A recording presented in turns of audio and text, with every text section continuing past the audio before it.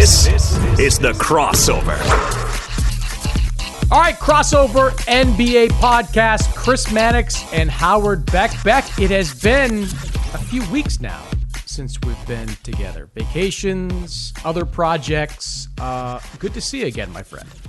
Good to see you. It has been. It's been like a month or something. I think I've been on like 7 different planes since I last saw you. Yeah, and I've been a few places as well. But we are back weeks before the start of the NBA season. And look, there's not a ton of NBA news to digest at this moment. We're going to get deeper into, teams and specific situations as we get closer to training camp at the end of the month. But we do have a still evolving Ben Simmons situation. We do have the Hall of Fame, which had its induction this past weekend. Paul Pierce, Chris Bosh, among others, entering the Hall of Fame. So we'll get into that and a few other topics here on the show. I guess, though, we should begin with Simmons, because that seems to be the topic du jour at the moment, as we are weeks away from Ben Simmons maybe, possibly, reported training camp. The latest, it does certainly seem like Ben Simmons wants out of Philadelphia. It does seem like the Sixers want to find a new home for him, but they understand that just giving him away doesn't bring them any closer to a championship. And Daryl Morey, one of the biggest star hunters out there, has to be keeping his eye on some of these teams that may elect to tear it down before the end of next season. So, the latest came out of the Philadelphia Inquirer a week or so back, affirming that Ben Simmons wanted out. What do you make of where we stand with Ben Simmons? So earlier this summer, I was firmly of the belief, we may have even discussed it, that there was no way Ben Simmons would be on the opening night roster or even the training camp opening day roster of the Sixers, because too much has happened. Too much has been said. Too much has been alluded to. Like, it's clear they want to move him. It's clear that he wants to be moved. So that's just way too much tension to bring with you to the first day of training camp and have everybody there asking, so Ben, how do you feel about being here? How long are you going to be here? Or in the event of the, I still think, unlikely holdout scenario, we don't really do holdouts in the NBA, but doesn't show up, or maybe is given permission not to show up, that's still hanging over the franchise. You're now missing your second best player, and with no replacement in ready to just take up all those responsibilities. And every single day you're going to have people like us asking, so, Ben Simmons, traded yet? No? How you feel about that, Joel? How you feeling about your championship prospects while your all-star running mate is out there, sites, the places unknown, now don't know when he's going to get traded for who? Like, that's way too much. And I still, Chris, think that there's an urgency to get this done. But it's hard for us to say, as we sit here a couple weeks out from training camp's opening, that it will be resolved. In part because Daryl Morey is clearly holding out for a ransom, as he should, by the way. I'll defend him holding out for a ransom. Even if you think he's overshooting, that's how the game's played.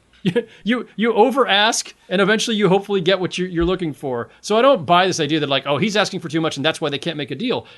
If they had a decent deal in hand, I think they would make it. But I think there's something else going on here, Chris. And this is just speculatively pulling pieces together.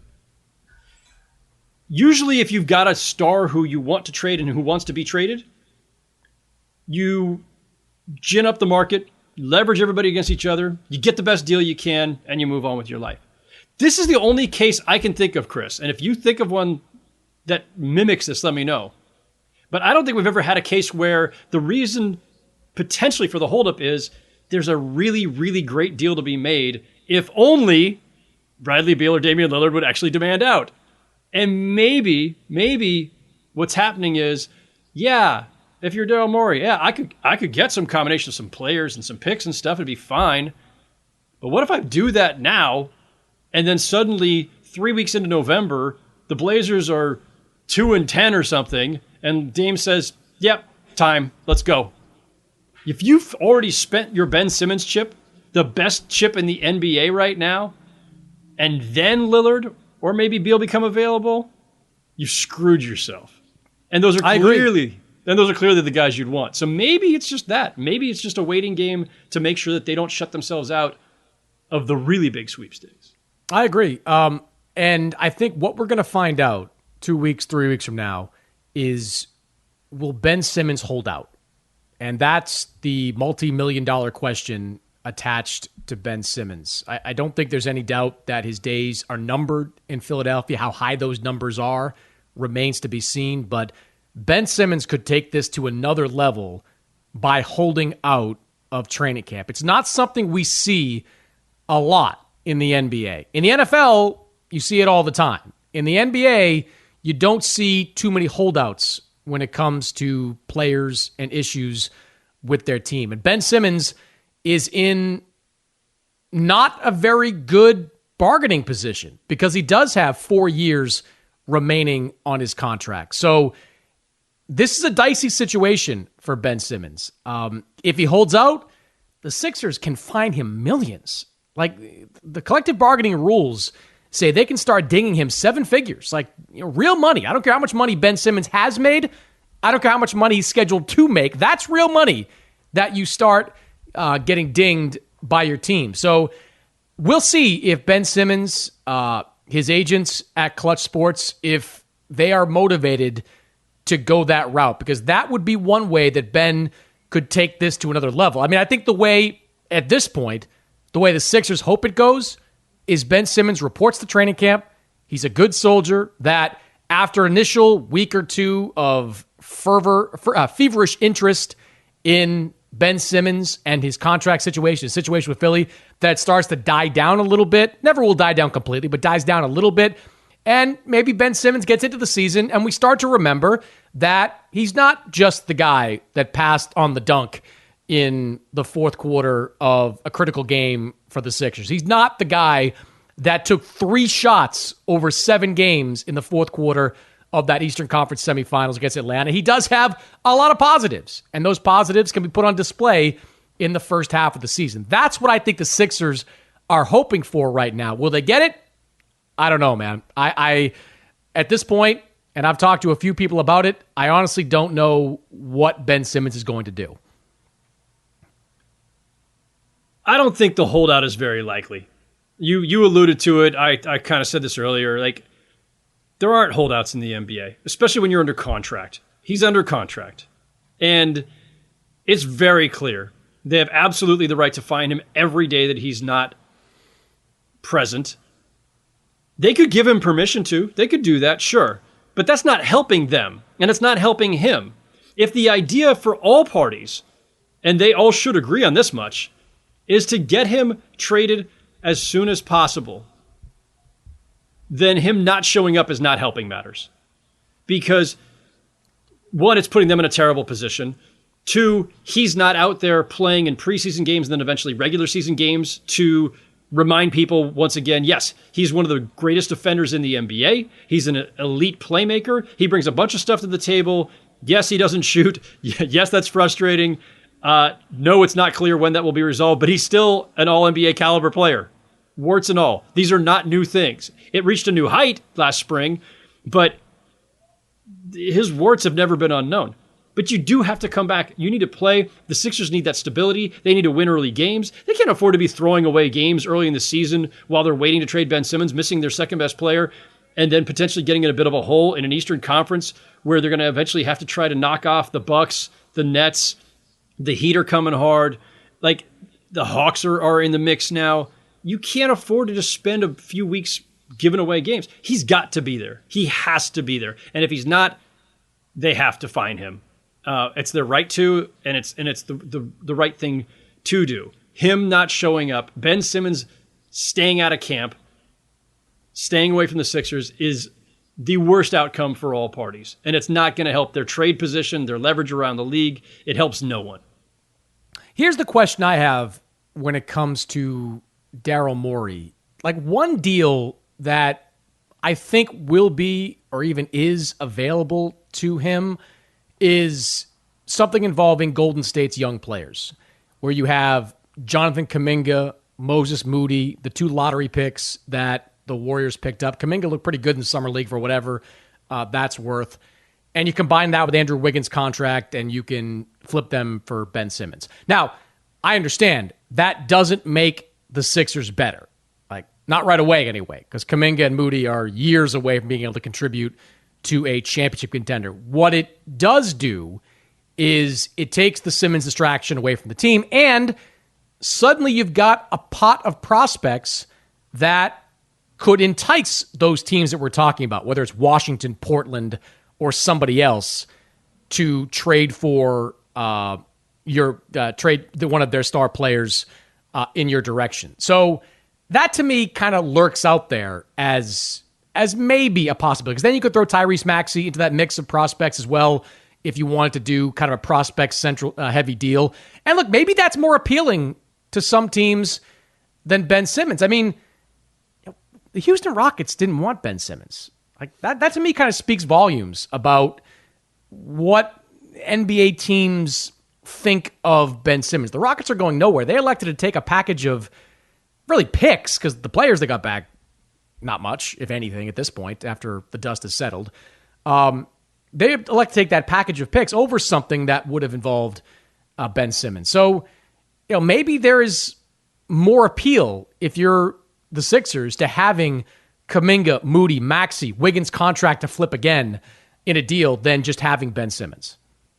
Yeah, I mean, listen, I think the Rockets situation, they weren't rejecting Ben Simmons, the player, necessarily. I think they were rejecting the idea of, well, one, maybe trading with Daryl Morey and sending James Harden back to Daryl Morey. But two, look, they elected to go the complete rebuild route. Let's just get a bunch of picks. Let's give ourselves maximum flexibility. Because they wanted to bottom out. They wanted what they got. They wanted Jalen Green and the potential of Jalen Green to be a franchise player. Sure, and they got it. And if you get Ben Simmons, now it's like, Ben Simmons now he's got to play with John Wall, and like Ben Simmons is already in his prime, so now do you have to win immediately? Is that possible? No, he's still like 25. Yeah. Prime baby, but he's only 25 years old. Early prime. But it does put pressure on you. If you acquire a Ben Simmons right now, the burden as a team is to now build around Ben Simmons and win right now. I don't think you can't consider yourself a rebuild anymore. If the Rockets want to be full rebuild, like there's a philosophical point they made there that I think is defensible. Well, you could have had him though with 5 years left in his contract though. There would not be the usual pressure that is on teams that acquire all-star players. That usually it's like, oh my God, we got to get good in the next year or two or else we have to trade him. They would have had at least 3 years, if not 4, to figure out if the Ben Simmons, Christian Wood player, whatever it was, core was what they should build around. So on the Warriors concept, like, could you trade him to the Warriors right now for Kuminga and Moody, some picks, Wiggins' deal to make the money work and all that, and then have those pieces available if Lillard comes available? Yeah, possibly, but I got to think still, Chris, if you're the Trailblazers, and if Lillard comes to you at some point and says, trade me, I'm much more interested, if I'm Neil O'Shea, in acquiring Ben Simmons and some stuff than having the Warriors package rerouted to me. Because I don't know what those guys are going to become, and I don't know how long it's going to take or when I'm going to be good again. And I'm giving up Dame Lillard, perhaps the best player in Blazer history, with all due respect to Bill Walton and a whole lot of others. But I don't. It's like they're in the same quandary. The Blazers shouldn't give up Dame Lillard unless they're getting a player the caliber of Ben Simmons, an established all-star, if they can. And the Sixers shouldn't be sending out Ben Simmons without hopefully getting an established star in return. So, everybody's in this waiting game, right? Like, imagine how much different our discussion is today in mid-September if Lillard had already snapped, essentially. If he had already said, that's it, I've had it, we're done, I don't see anything going on here, it's time. I don't know if that means that Dame Lillard would be a Sixer right now and Ben Simmons would be in Portland, but some stuff would have loosened up around the league on many fronts, including this one. Yeah, if I'm the Blazers and the Sixers, I'm not sure why a Simmons-McCollum deal doesn't make sense. To me, every time I think about it, it makes a lot of sense. Now, the Blazers did virtually nothing to upgrade their roster in any significant way this offseason. They did nothing. I mean, I see the sporadic Woj tweets about like kind of these nobody guys that they're bringing in on two-way contracts or short-term deals. Like they have not done anything substantial to make that team any better. And I like Chauncey Billups a lot. He's got a good assistant coach there at Scott Brooks, but I don't believe a coach was the problem last year. I think fundamentally that is a bad defensive team that did not get any better.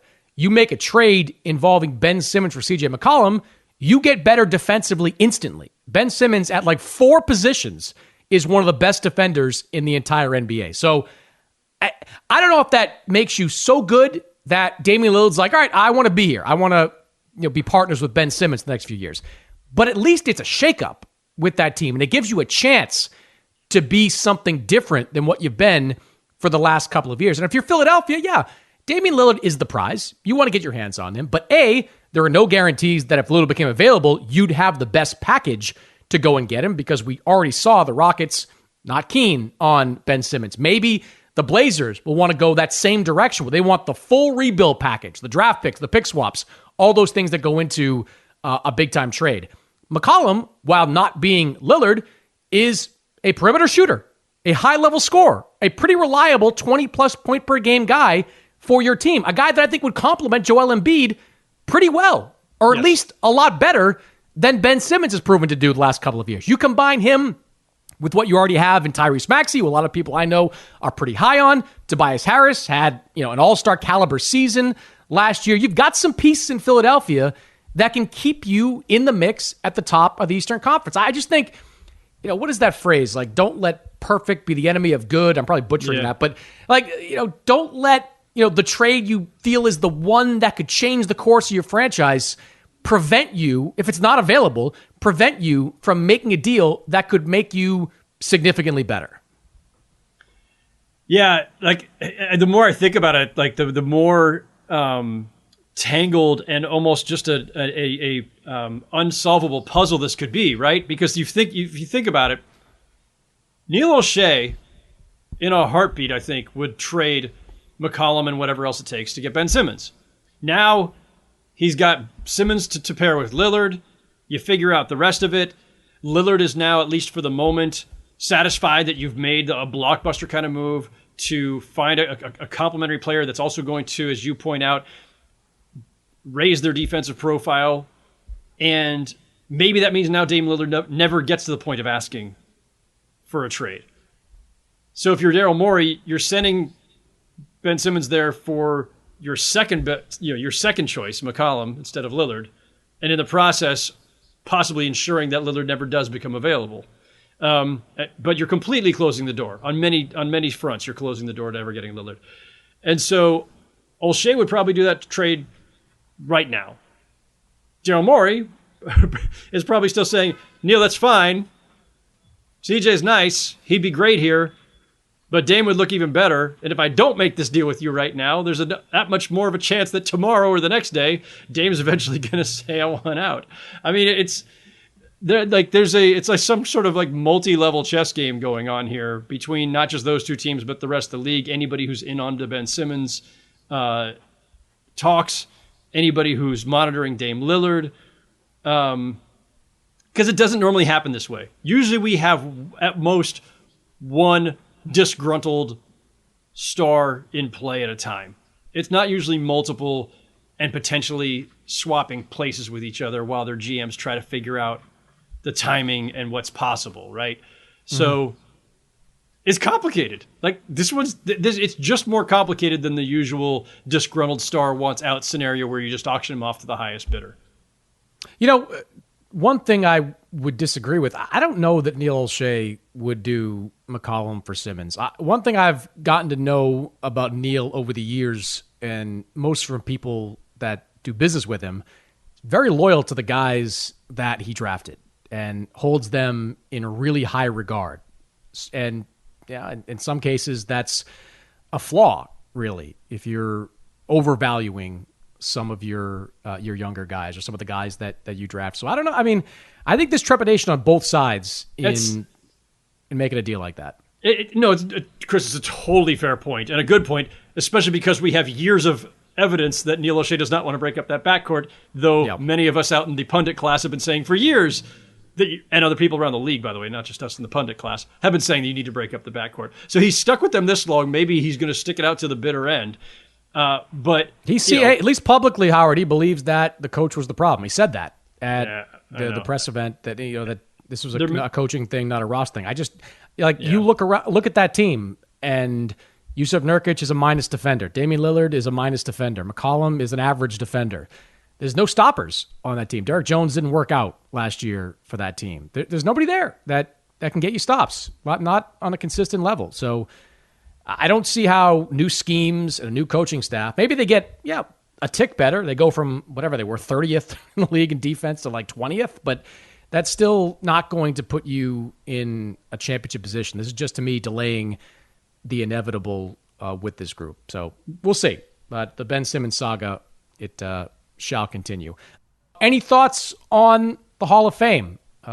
The speeches were okay. I thought Paul Pierce standing up there thanking the 9 teams that passed on him was vintage Paul Pierce, as I tried to articulate in the story I wrote during the build-up, just Paul Pierce.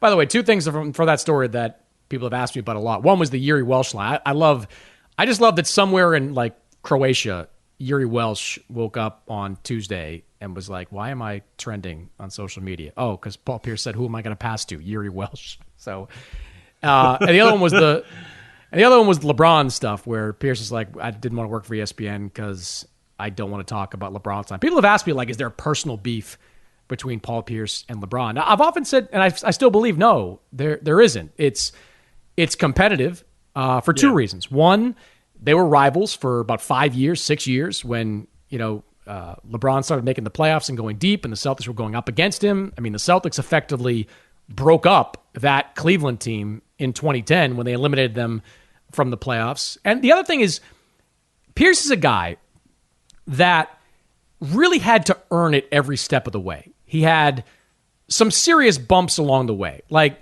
he was projected to be a top 3 pick in 1998, slipped all the way to 10, had to prove it from the beginning. 2000, he gets stabbed 11 times. Like, it feels weird. That was 21 years ago. But I defy anyone to give me an example of an athlete overcoming adversity in one season like Paul Pierce did.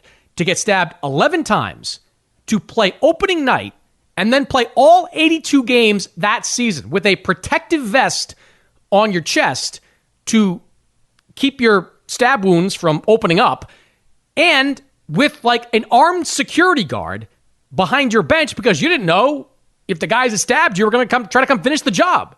Like, the physical and mental stress that Paul Pierce was under that season, and he still went out and averaged 25 points in that season. Remarkable. I don't think there's any more remarkable accomplishment in terms of overcoming adversity for one season than what Paul Pierce did in that year. So if folks watched the Hall of Fame speeches the other night, the induction ceremony, you might have noticed this. If you didn't watch it, I just kind of want to pull this all together because I thought this was fascinating, Chris. If you focused on the 4 NBA players who were inducted, Chris Webber, Chris Bosh, Ben Wallace, Paul Pierce, there's a common theme through all 4 of those guys. And Webber in particular, and Bosh, articulated it quite well up there. Actually, Ben Wallace did too. Chris Webber, toward the end of his speech, talks about embracing the journey, and by that, the struggle that's that's intrinsic to that journey. Webber certainly had his struggles as well along the way. He talked about nothing being guaranteed, and the perspective that you hear from these guys years after retirement, being inducted into the Hall of Fame, the honor and the weight that they feel with that, a good weight, just the appreciation. And you have more perspective at that stage. And so you can talk about, hey, the things that were toughest in your career, you then understand later, no, I had to go through that to become the player I am. So here it is, a Hall of Fame. It's literally a celebration of greatness, of these elite talents, these guys who were among the best we've ever seen play the game, who made a boatload of money along the way. And so all you think about is the greatness. And what was so endearing, Chris, about all their speeches then is each of them highlighted how tough it was. Like, none of this was guaranteed. you point out, Pierce not only, falling in the draft, like, okay, that's more of an ego bruise, but then very real wounds in this bar incident and being stabbed 11 times. But then there's also just the first half of Paul Pierce's career where you remember this, like he was kind of viewed as a stats guy, maybe a little selfish, a little bit of a brat, immature. And we look at him now as, a finals MVP and a champion and one of the all-time greats, but that was not guaranteed on the first half of his career. That could have gone in a very different direction. Ben Wallace, undrafted as we know, he's nobody for the first 3, 4, 5 years of his career, becomes a stud in Detroit, and then after that run ends, he goes into obscurity again in Chicago. Like, he had one of the strangest career arcs of anybody who's ever been inducted into the Hall of Fame. Chris Bosh, putting up numbers in Toronto but getting nowhere, but makes this bold move to go to Miami, wins a couple titles, and then he has these heart issues that force him out of the game early. So and that was heartbreaking for him and very difficult. And he talked about his relationship with Riley and how that, the importance of that. And then Chris Webber, didn't want to be traded to Sacramento, was upset about it at the time, had struggled in Washington. He had forced his way out of Golden State after a year. So the point being that there was all these jagged paths, but they all ended up in these four guys being on that stage. And I just think that that's a really cool lesson that both Webber and Bosh really went out of their way to highlight too. Like, folks, whether they were talking to their basketball players and the guys who were coming in behind them, or just to all of us at large, like, embrace the struggle, embrace the journey. This is what it is. It's not always clean and it's not always linear. So I thought that was really great. So I enjoyed that a lot. And I loved, as we expected, Pierce was the most entertaining, especially when he admits to showing up to shoot around hungover / maybe still drunk, and Doc Rivers saying, "Go home and come back tonight." And then he drops 30 and they win. I loved that story. Hey, well, Pierce, I believe that story. Pierce, one of those guys, and there's only a handful of them. Like, Allen Iverson was one. I can't think off the top of my head of the others, but like that could do that. Some guys tried to do that where they burned the candle on both ends. Paul Pierce was one of the rare guys that could do it, where and maybe it wasn't the best for the long-term health of his career. Maybe he could have been more on the back end if he took better care of himself, but he could go out and party till 3 a.m. and then roll out of bed and drop 30 points on you. Like, Iverson did the same thing a lot of times in his career. Like, some guys just could do it. Some guys attempted to do it and didn't go quite as well. Last thing for you. There's a new Mexico City G League team, the Capitans, that was announced on Monday. The NBA has had, I don't want to call it an obsession, but they are the most interested in Mexico City of the four major sports leagues. The NFL's had kind of it's dipped its toe in there. The NHL, as far as I know, has not. Major League Baseball is more focused on the Dominican and Cuba. I mean, there's different parts of the world. The NBA has made Mexico City a priority. This is the latest example of it. Now, this Mexico City team is not going to play its games in Mexico City this upcoming season. They're going to be, I guess, based in Fort Worth and play their games on the road. But eventually, Mexico City is going to have a G League team, which, as we know, Howard, is just the NBA kind of taking a flyer, taking the temperature of Mexico City as a market for an NBA team. Now, my biggest concern with Mexico City as a market for an NBA team, I really don't know who's going to want to play there, honestly. Like, I wrote about this in SI a couple of times over the years where, when the NBA's taken exhibition games or even regular season games down to Mexico City, I've talked to players, I've talked to agents. Mexico City, and I've been several times doing boxing reporting, Mexico City is not the safest of places. There are sections of Mexico City that are pretty safe, but it's not the safest of places. There are bad things that happen in Mexico City. So that's my biggest concern about the NBA and even the G League having a team in Mexico City. Like, are you really going to want to have 5 guys that want to go play in Mexico in an environment that is both foreign and could potentially be a little bit dangerous? And has terrible air quality, if I recall, as well.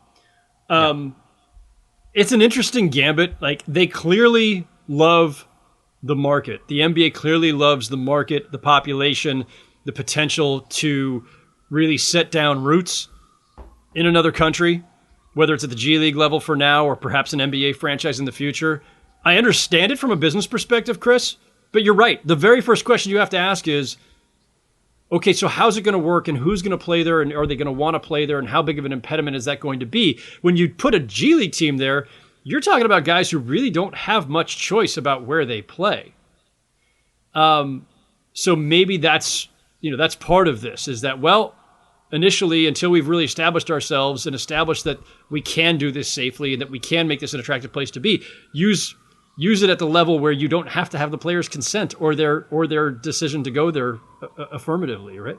But when it comes to eventually being an NBA market, if that's what they want it to be, listen, you and I are old enough to remember when Vancouver and Toronto first started up, and those are cities that are in a much different place than Mexico City overall, in terms of safety and everything else. They are English-speaking cities, so the players wouldn't have to worry about language barrier or too big of a culture shock. Canada is not the U.S., but nevertheless, players back then in the 90s were saying, I don't want to raise my kids in a foreign city with different schools and learning about Canada's history instead of U.S. history. Like, it was an impediment. We don't hear it anymore because there's only one team, Toronto, instead of two, and because the Raptors have been there long enough now that I think and players and everybody have become a little more worldly in our interconnected internet world. But like in the 90s, Canada was considered too big of an obstacle for players. In an English-speaking country and cities that were right over the border and easily, Toronto's a quick hop to New York and Vancouver's a quick hop to Seattle and Portland. Like, Mexico City's farther, and it's a much different place. At some point, this will be an issue for the league, whether it's because of the G League team there or in trying to put an NBA franchise there. I'm not sure I buy it as the right move. Well, they've created what is essentially a 2 or 3 year window with this G League team. It's it'll eventually get a chance to play its games in Mexico City, and then the NBA will be able to collect some data on, obviously how many fans are attending and what the live gate looks like.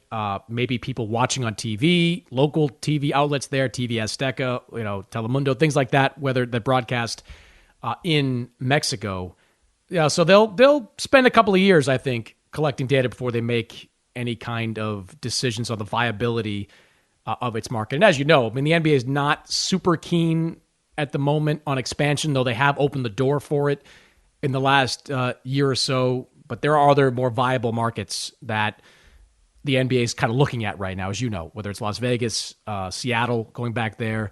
I don't think Mexico City's high on the list. So I wouldn't expect to hear a lot of NBA to Mexico City anytime soon, beyond this G League team and probably the occasional games between Texas teams or whatever, whether it's exhibition or regular season. But this is the first kind of real salvo here the NBA is taking to kind of testing the market that is Mexico. Howard, good stuff as always. Kind of a quiet week, but I'm sure it'll get a lot busier in the weeks to come. Very quickly, very soon. I'm not sure I'm ready, but we will do it. We will be here either way. Good seeing you again, my friend. We'll talk next week. Gear up. We'll see you next week.